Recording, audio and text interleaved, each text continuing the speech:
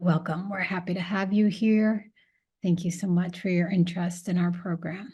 As I said, my name is Maria Brackett, and I'm the program director here of the Spiritual Direction Certificate at the university. I myself am a spiritual director, and also I lead people through retreats when I'm not doing the work on the program.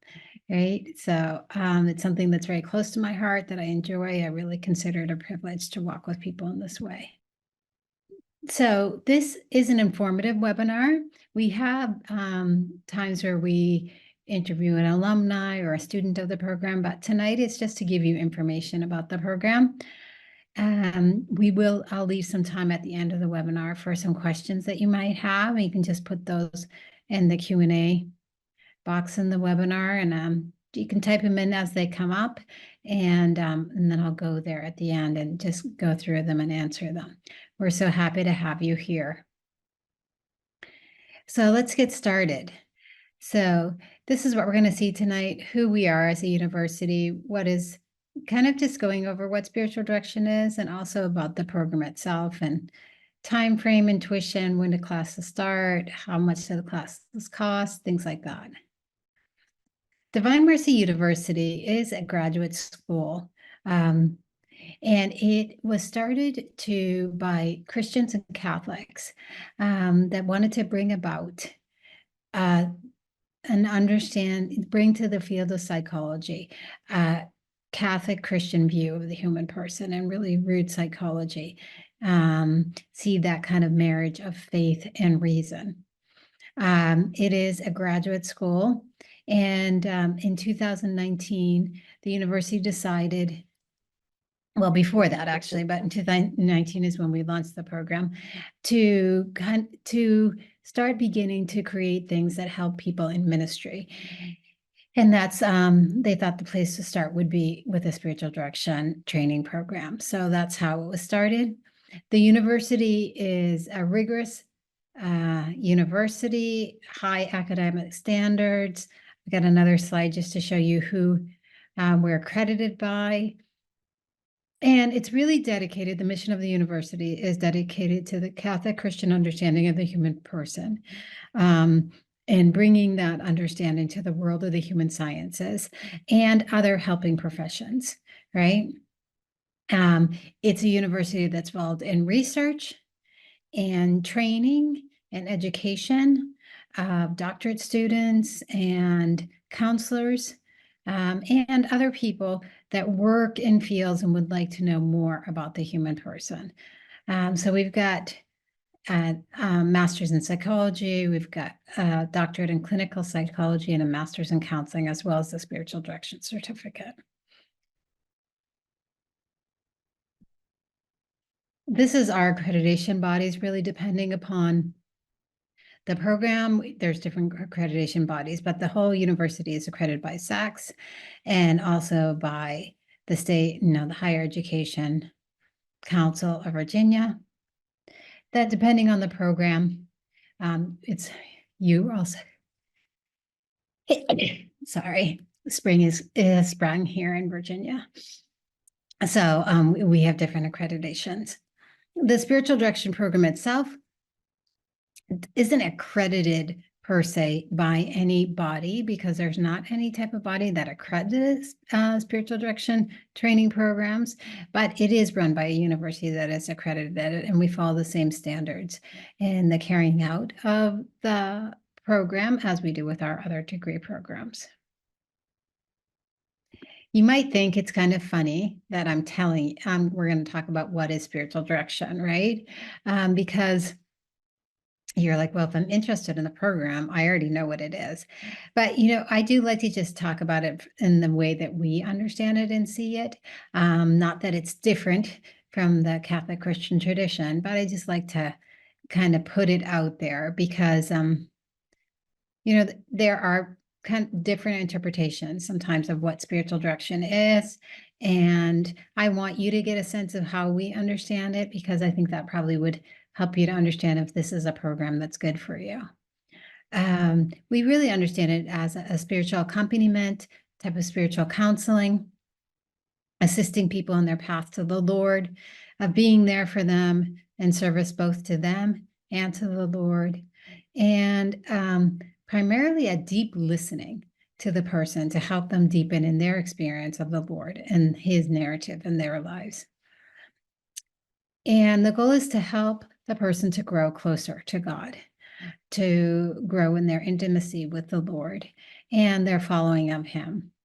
It's not designed as therapy. It's not problem solving. It's not advice giving, even though there might sometimes be moments of that, but it's not therapy, right?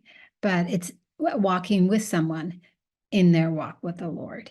And it's also kind of a formation and mission, because as you walk with them, you help them to become more aware of the way that the Lord is forming them and then sending them.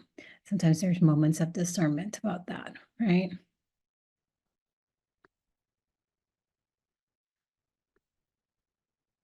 Spiritual direction is increasingly becoming more popular among Catholics and the post-Vatican II age, Catholics and Christians, I would say. Really, since the 1990s here in the United States, we've seen kind of a rebirth of interest in spiritual direction. I love this quote given by Pope Benedict in 2011. No, because I just think it talks about spiritual direction. As she has always done, today the Church continues to recommend the practice of spiritual direction, not only to those who desire to follow the Lord closely, but to every Christian who wishes to live responsibly his or her baptism, that is, new life in Christ. Everyone, in fact, especially those who have heeded the divine call to follow Christ closely, needs to be accompanied personally by a guide, reliable in doctrine, and expert in the things of God. This guide can help people to watch out for facile forms of subjectivism, making available their own knowledge and experience lived in the following of Jesus. So you see there, that the spiritual director is someone that has knowledge and skills and also has experience in following the Lord. The Catechism of the Catholic Church speaks about spiritual directors in this way. The Holy Spirit gives to certain of the faithful the gifts of wisdom, faith, and discernment for the sake of this common good, which is prayer, spiritual direction. Men and women so endowed are true servants of the living tradition of prayer. So you could say a spiritual director, a definition of a spiritual director, are servants of the living tradition of prayer. It's a beautiful way to think of this ministry.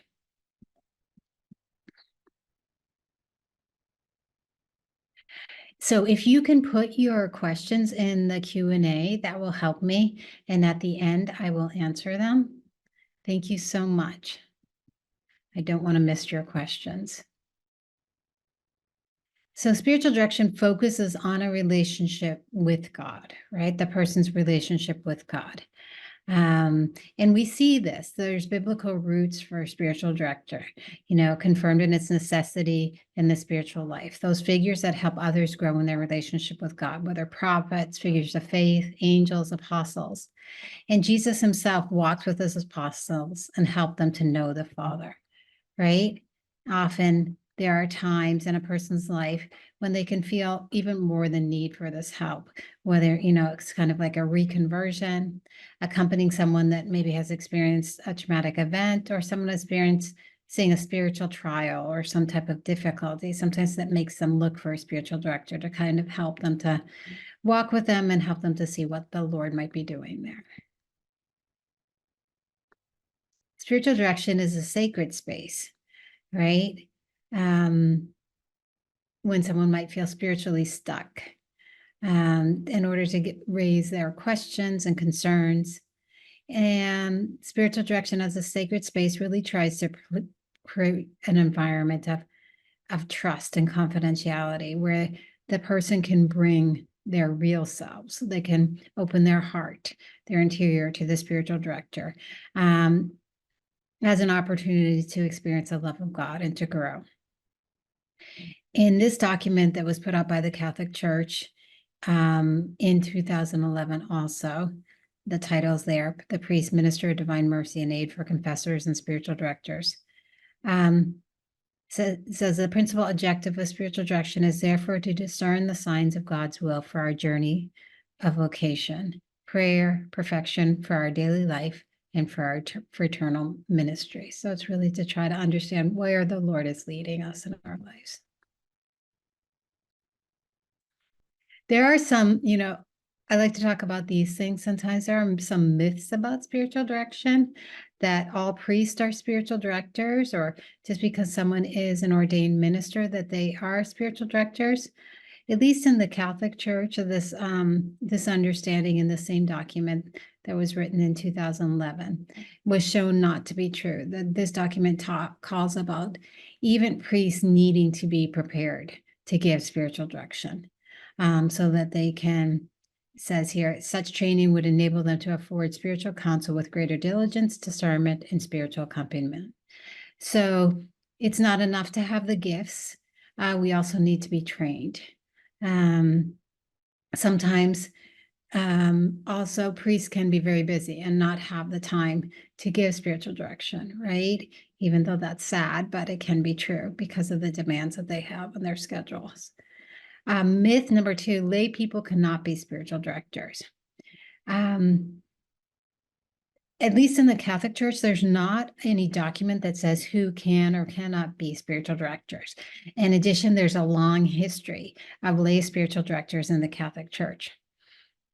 And in this document, again, that I quoted above, it says, while spiritual direction was always imparted by monks and priests, other members of the faithful, religious and lay, St. Catherine of Siena, for example, have also given spiritual counsel.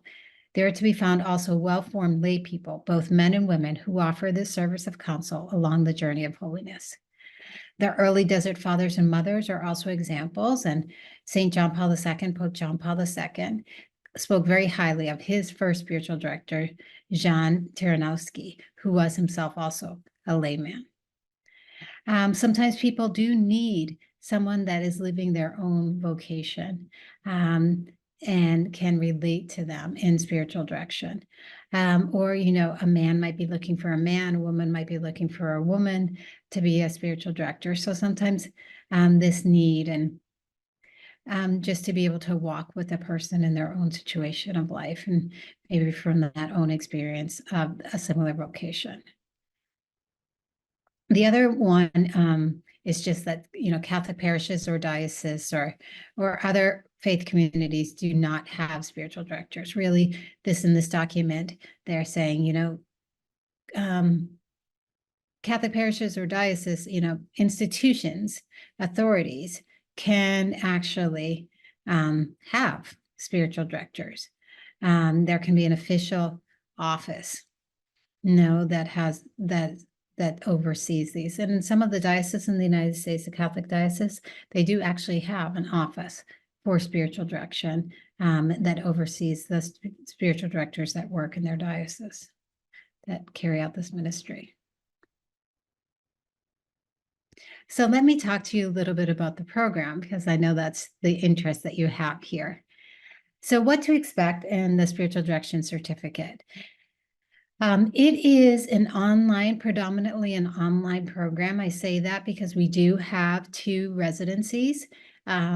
Pretty much they're one a year that we hold here in Sterling, Virginia. So the program takes about 2 years to go through. So you would have to come to Sterling, Virginia once in each of those years, those 2 years, so for those 2 residencies. The residencies are from Wednesday evening to Sunday lunch. So, it's a meet and greet on Wednesday evening, and that's the only thing that we do. And then you have classes through Sunday lunch. You're usually done and out of the university by 1 o'clock.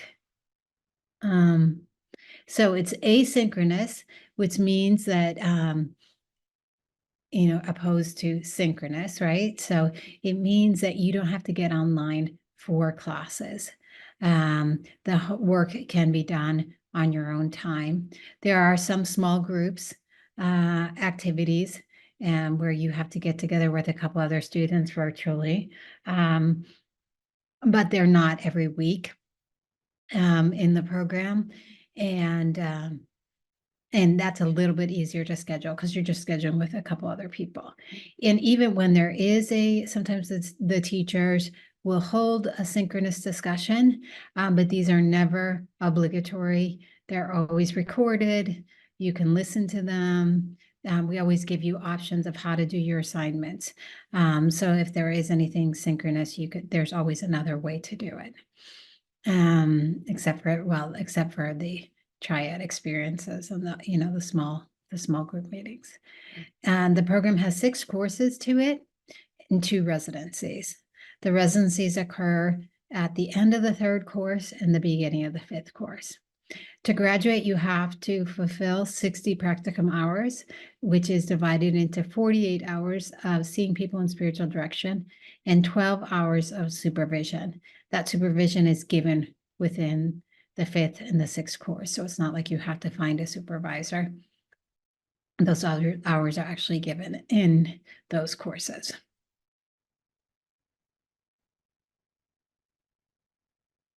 These are the courses. Each course is 8 weeks long. There's 6 of them. And you can see we actually just changed the title of the first course. So now it's called Life in Christ and Spiritual Direction. We thought this other one was a little bit long. So you can see that the courses really are a variety of knowledge, theological knowledge, and knowledge of the human person, as well as skill training. And that's basically what it comes down to. The 5th course, after you do the residency, which is at the beginning of the 5th course, that's when you start seeing people in spiritual direction. And in the 5th and the 6th course, the 500 and the 600 is where you receive supervision, which is coaching, as you are giving spiritual direction to people. So 500 and 600 are really focused on you practicing as a spiritual director and working kind of through the nuts and the bolts and the questions about that. Heavily coached classes and a real, kind of fine tuning as you get to the end of the program. The residencies. So I talked some about them. There are 2 4-day residencies on campus here in Sterling, Virginia. They're an opportunity to put into practice the skills and the knowledge that you've been learning.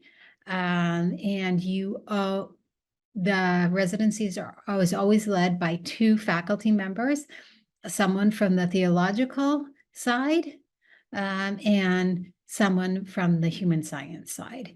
And they work together, and then we have facilitators, other faculty members that are there. So the content is given in classes in the morning, and then you break into small group sessions where you start practicing your skills, and a faculty member is in each of these groups, critiquing you and helping you to learn how to use the skills better. It's a great learning environment. As you can see in the picture, we've got many people smiling. It's just a beautiful experience.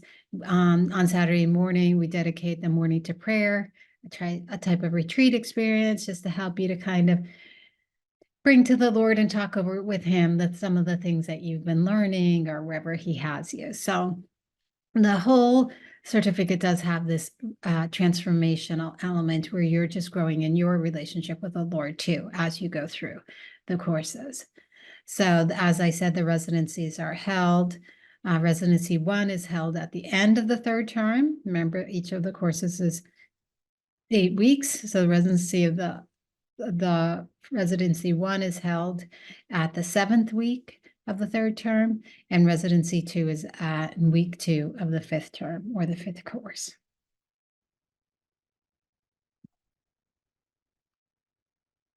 So each term is 8 weeks. You only take 1 course per 8-week term. Typically, this requires you about 6 to 9 hours of work per week. That's doing everything, your assignments, your readings. There's roughly about a 9 to 10 week break between each term. So you do have a considerable amount of time off in between terms. You only can the rhythm of the program is to do 3 courses a year. So the entry points are when the courses start are August, January and May. So we don't have a course running in November and December, and we typically do not have a course running the end of March, April, beginning of May. They're kind of busier times for people in general. We also want you to have time to kind of go over material, maybe have an opportunity to make a retreat, and just, kind of have an opportunity of assimilation of content and experience. We don't want to rush you through this because it's really a discernment time, a time of special listening to the Lord by your on your own, yourself listening to the Lord, and just understanding, kind of the formation, how he's forming you through this experience and what he might be calling you to.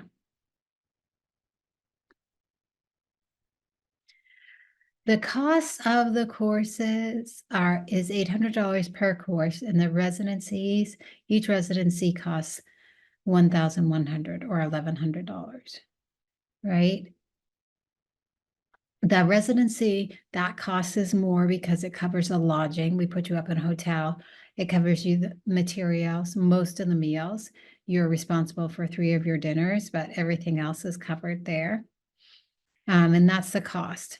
And then if you do not finish practicum by the time that you finish the 6th course, you have some time after the course ends to finish your practicum hours.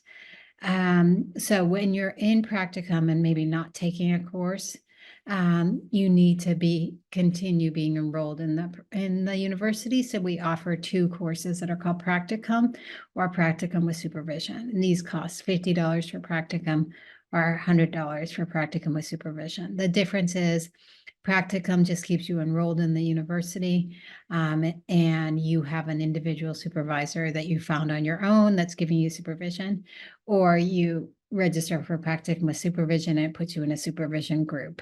And during that term, and if you're going through your practicum hours, you are in that supervision group and receiving supervision.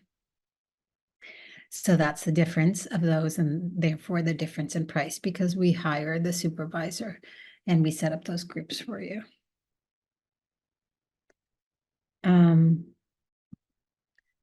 So the application process is on the website. If we finish a little bit earlier with the questions, maybe I can bring you into the website of the university and just show you where that application is so that you can have it. It's sent to our admissions advisor. His name is Greg Shapiro. This is his information here. So that would be helpful for you. It's also on the website if you need it. If you'd want to get in touch with him, he's always, when he receives an application, he will get in touch with you and set up a meeting to answer questions about the program and make sure you have all the information that you need. So let's go a little bit more into questions and answers. Is there anyone that has any questions about some things that I've said, whether it's about the program or kind of our understanding of spiritual direction, how we teach things? Very happy to answer any of those questions. Put them in the Q&A chat box. I see that there's a question about what does deep listening involve? Are there steps to deep listening? Deep listening, as we understand it, is listening to the heart of the person. Listening, so there's not necessarily steps as much as we teach you how to listen deeply, how to ask a person question and then listen, and what could be some of the obstacles inside of you to be able to hear the person. And yeah, we teach you that listening, which is the capacity to hear the surface emotions, speak to those surface emotions, walk through those surface emotions, and continue walking with the person into the depths of their heart. It's kind of a simplistic way of explaining it, but I hope that has explained it. Let me know if you have more questions there. the dates for each semester. So Deacon John, we work in terms, right? So the dates are, a term starts in August. I can bring up the website and I can show you where you can find the academic calendar, but a term starts always in August, the end of August. A term always starts at the beginning of January, and a term always starts at the end of May. Okay, and those dates change every year, but it's always the end of August, the beginning of the first week of January, or this, depending on where Christmas falls, and then the end of May. Can you share what makes DMU's STC unique from other schools and their programs? Well, our program was designed for online learning. It wasn't a program that existed that we moved to online, right? So it was really designed in that way. So I think it's probably the best out there as far as online learning for spiritual directors. The other thing is the integration of the human person and understanding the human person with the theological, right? Because spiritual direction, it's two people talking to each other. It's a person listening to another person talking. It's a human relationship, and you're dealing with a human being, right? So we have integrated within our program all the understanding of the human person, right?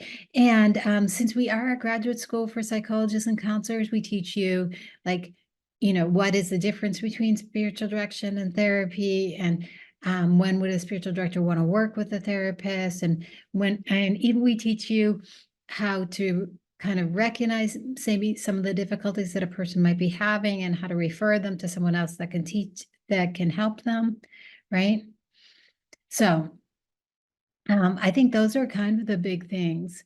And our skill training is just, we use the same paradigm that we use in our other classes of just small groups, faculty, feedback, coaching-like sessions. So I think that's also very similar to other programs, but I think just the people, we do a combination of people that are trained spiritual directors that have been working in this ministry for many years, and then also counselors and therapists, and just them working together to try to understand how to help the people that are involved.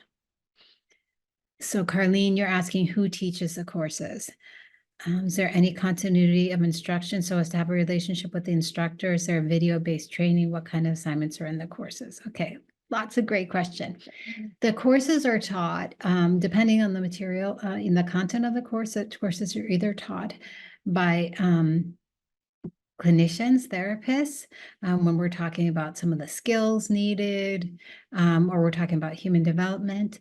And then the other courses are taught by people that have at least a master's in theology, and who have, a lot of them are trained spiritual directors, right? Who are giving spiritual direction, but also have their master's in theology. So we ask that all the teachers have at least their master's.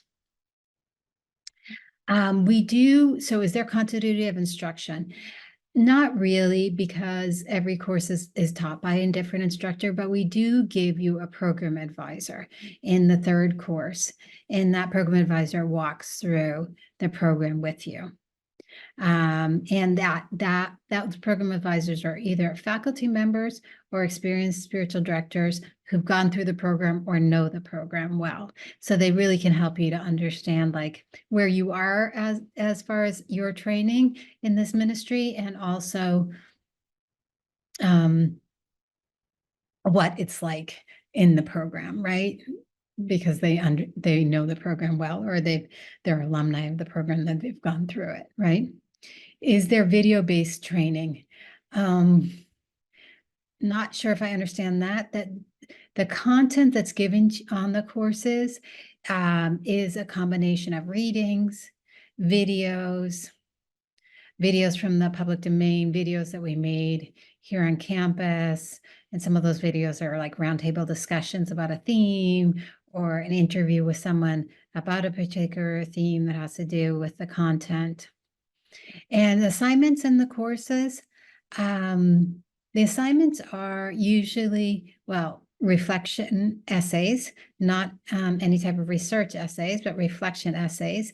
And they usually range anywhere between 500 to 1,000 words, not more than that. They're reflective. It's not that we do ask usually that you show that you've read the material. So we do ask you to cite. They'll be common, like do an essay of 500 words and cite 2 of the readings that you read this week, right? So that's what it is. And then sometimes it is an assignment will be get together with 2 other of your classmates. The teacher always makes the groups and talk about this reading that you just had. As you go on to the 300, 400, 500, 600, we're trying to get you to practice the skills that you're learning. There are what are called triads, right? Which are 3 students together working on their skills and doing a video of that and sending it into the instructor. There's all little baby steps as you go through the program where we teach you all these things. So it can seem a lot as I'm explaining it, but we really have it woven in so that you're learning things little by little. Cecilia, you want to know a little bit more about the practicum hours. The practicum hours, as I said, consists of 48 hours of seeing people in spiritual direction and 12 hours of supervision. So seeing people in spiritual direction means you have to find those people to see, right? We don't find them for you because you guys live all over the place. But we do teach you as you go along so that you're looking and trying to find people, right? It's not just one day to the other, right? And so there's a kind of organic sequencing that does happen. I hope that explains to you. We ask you to log those hours, and we give you a sheet where you can log them and where we also can just see how you're doing there and encourage you on. Good, Carlene. I'm glad I answered all your questions there. Let's see. Okay. Can a student transition from a certificate program to a degree program while still doing the certificate course? Yes, I mean, we have definitely had people in the Masters of Psychology and even in the school counseling that were doing the certificate course at the same time. Since our program is not credit hours, it's not really like any of the courses that you take in our certificate can transition into a degree program. They're less than the degree program.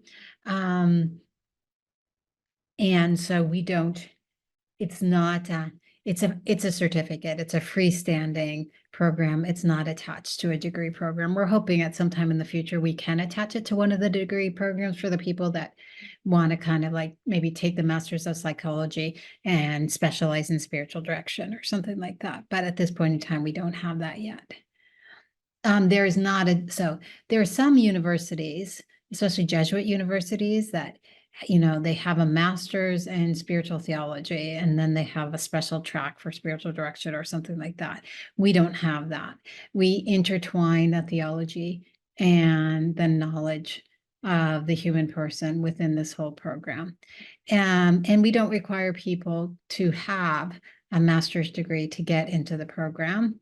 Nor even a bachelor's degree. We really look at experience in ministry and life experience and kind of what brought you to think that God might be wanting you to be trained as a spiritual director. I hope those answers the questions that you had. Let me know if there's any more follow-ups on that. And I wanted to pull up the website and just show you that so that you can see where you can find the information about the program and also the application. Sometimes it just helps to go onto the website so that you all can see it. So this is the website. I hope you're seeing that now. I think you are. And so this is Divine Mercy University's website. So we're under the academic programs, as you can see, spiritual direction certificate right here. So you click on that. Then you'll see this comes here. We always ask people if maybe they don't want to study the program, but if they want to give money so that others can study the program. So that is something that we have. In the measure that we get money, we try to give it out to people who express the need there. So you'll see here, it gives you, frequently asked questions, admissions requirements, completion requirements, right? So these are all that it will give you the faculty who's teaching in the program, who the team is. We also have an advisory board, tuitions and costs. We have blogs, which are articles that we've written about spiritual direction that are very interesting. We also have some on the DMU YouTube channel. We have a playlist there of different webinars that we've done. And then you see here is the application. So it's very easy. You just go into it and you can start filling it out here, right? And you can actually check this box that says save my progress and resume later, so that you don't have to like start it and then come back. It doesn't take you more than like 10 to 15 minutes to do this application. It's not an extensive one of a university, but it is gathering information that we need, right? So hopefully that can help you to see. And then I did want to show you this too. Up on the left-hand column, left-hand side, you see this is an alumni. There's an alumni directory. I always like to show you this. I'm hoping you can see this, that I've changed my it's an alumni directory. So you actually can find people that have graduated from our program. So you see the spiritual direction certificate, you click on it, and there's about 90 of our graduates. So it tells you who they are, where they live, what state that they live in, and it also gives you information to connect with them in case you're looking for a spiritual director. So that's kind of great. We also, since we have counselors and psychologists, you would also come here to find them too, right? People that have graduated from the university are out there practicing.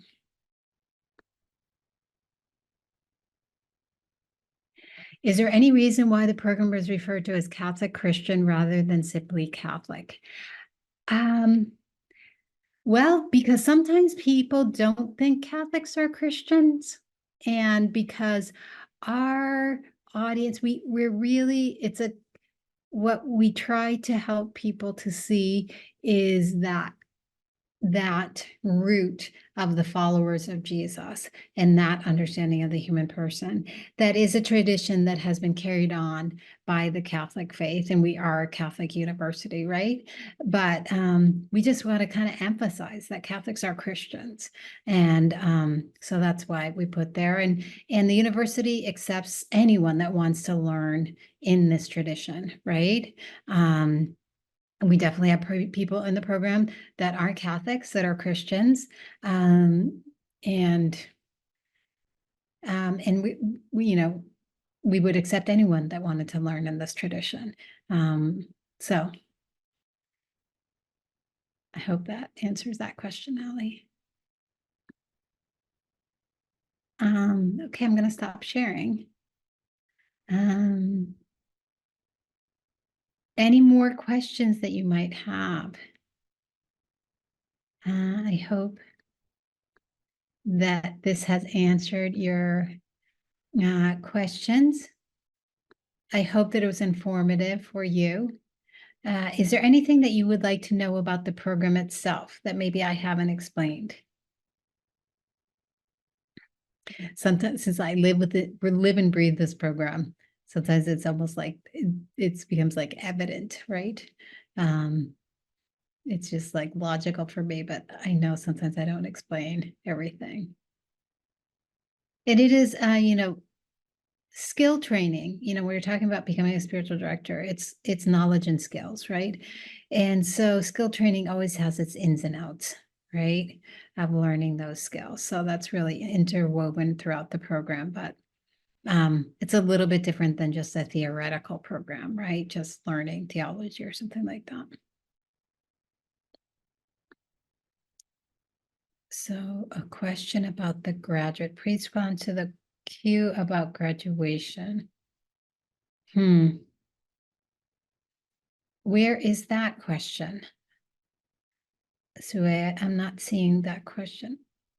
Is there a graduation program for the certificate program?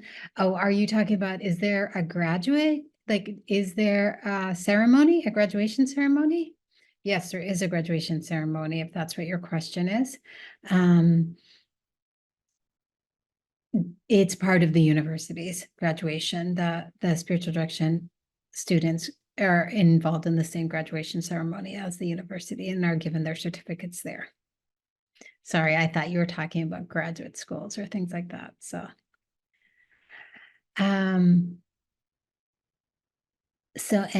Anayeli, here is for anyone that entered late, here I'm going to put in the chat the email of our admissions advisor, Greg Shapiro, right? He can help you. He can send you brochures. He can also direct you to the website. Our website is divinemercy.com. So if you just Google that, you can find the university. I just was able to show everyone where we are. We're under academic programs, right? So that would probably be the best thing. Getting an appointment with Greg is a great opportunity because he's been working with the program for a few years and he's just really good at making sure he's giving you all the information that you need. Well, thank you all so much. If there's anything else that you need before we sign on, please send the question in. And if not, thank you so much for your time and your interest. I hope this has been helpful for you. God bless each of you. Take care.